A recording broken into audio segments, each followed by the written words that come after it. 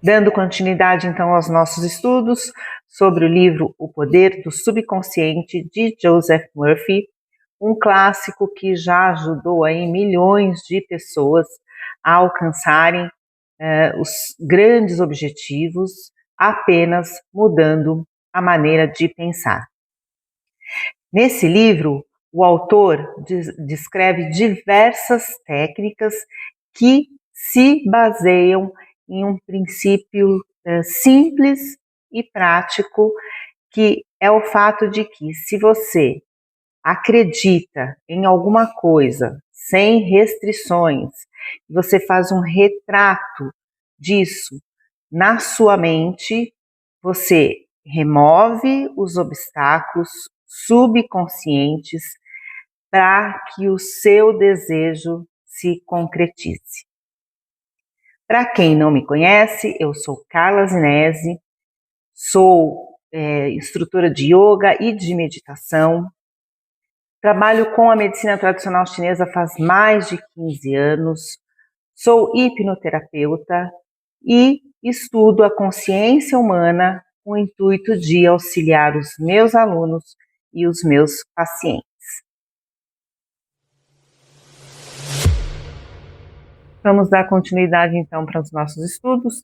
Agora nós chegamos no capítulo 20, o último capítulo desse livro de Joseph Murphy, para fechar então aí com chave de ouro.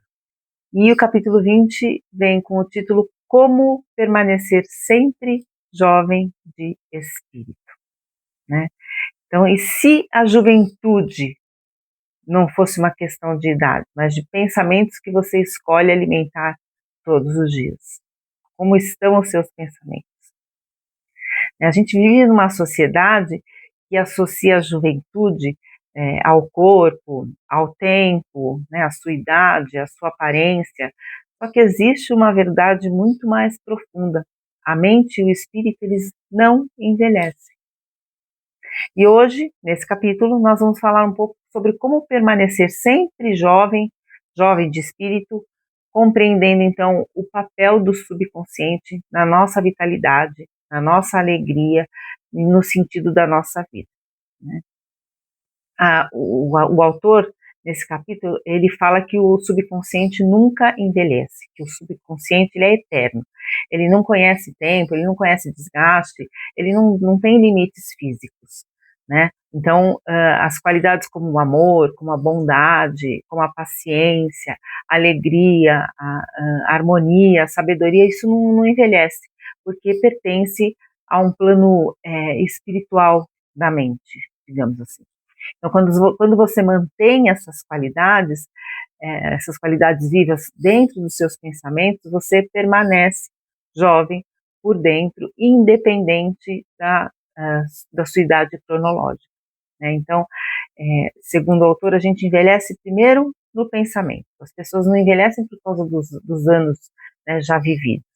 Elas envelhecem quando elas passam a acreditar que não são mais úteis, que não são mais necessárias, que não são mais capazes de ajudar, de desenvolver mais nada. Então, o medo da velhice, segundo alguns estudos citados no texto do livro, ele pode ser, sim, uma das principais causas do envelhecimento precoce. Aquilo que você teme, você fortalece. Aquilo que você acredita, o subconsciente executa. Lembra? Falamos isso várias vezes em vários capítulos. Então, a velhice, a gente precisa entender que a velhice não é o fim. Ela pode ser o momento mais fértil das nossas vidas. Muitas pessoas, a gente já sabe que muitas pessoas realizaram os seus sonhos, as suas obras, depois dos 70, dos 80, dos 90 anos. E isso acontece porque, com o tempo, a gente precisa entender que também cresce a sabedoria, né? Cresce a nossa visão interior, cresce a nossa compreensão da vida, né? A nossa experiência aumenta muito mais. E quando você entende que você está numa jornada contínua de crescimento, a idade ela deixa de ser um peso, né, e ela acaba se transformando num privilégio. Então a gente precisa continuar sonhando. Você envelhece quando você deixa de sonhar, né? Quando você perde o interesse pela vida, quando você fecha sua mente para novas ideias. O espírito jovem, ele é muito curioso, ele é muito aberto, ele é interessado, ele é entusiasmado. E hoje em dia a gente tem acesso a 1 milhão de coisas que podem trazer novos conhecimentos para a gente, o tempo todo, todos os dias. Então, aprender algo novo, desenvolver um talento que você tem ali guardado, que você acha que, né, nunca poderia desenvolver, estudar uma nova língua, fazer uma nova faculdade, fazer um curso que você sempre sonhou, né, ensinar tudo aquilo que você já aprendeu, orientar, compartilhar com as outras pessoas as experiências. Isso é que mantém a nossa mente ativa. E o corpo, ele acaba acompanhando esse movimento interno. É automático, né? A gente precisa entender que a aposentadoria não é o fim, ela pode ser um novo começo. O texto, ele mostra que a aposentadoria não precisa ser vista como uma estagnação, mas como uma nova aventura, né? É o momento de dedicar atenção à sua própria vida, aos sonhos que foram adiados, à criatividade e também ao crescimento espiritual.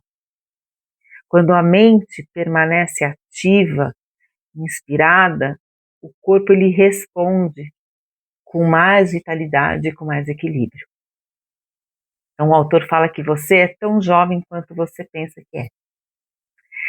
E ele fala que existe uma lei simples e poderosa, né? Você é tão jovem quanto os seus pensamentos. A gente sabe que dietas, que exercício físico, eles ajudam, mas que não é o suficiente para que a sua mente esteja sempre saudável. Então, quando os seus pensamentos se voltam para o que é bonito, para o que é bom, para aquilo que é verdadeiro, para aquilo que é nobre, aí sim você se sente jovem por dentro. Isso se reflete em toda a sua vida. E aí eu deixo aqui para vocês o meu questionamento nesse último capítulo, né, fechando esse livro do Joseph Murphy, que seria a seguinte: se a juventude nasce na mente e se fortalece no espírito, eu te pergunto, que tipo de pensamentos você está cultivando para o seu dia a dia, para o seu amanhã? Deixo aqui o meu questionamento, agradeço a todos que acompanharam até aqui. Não deixem de se inscrever no canal para receber as notificações. Continuarei aqui trazendo algumas reflexões muito importantes para que nós possamos ter uma vida um pouco mais de clareza, um pouco mais de pé no chão, né? Um pouco mais de elaboração subconsciente.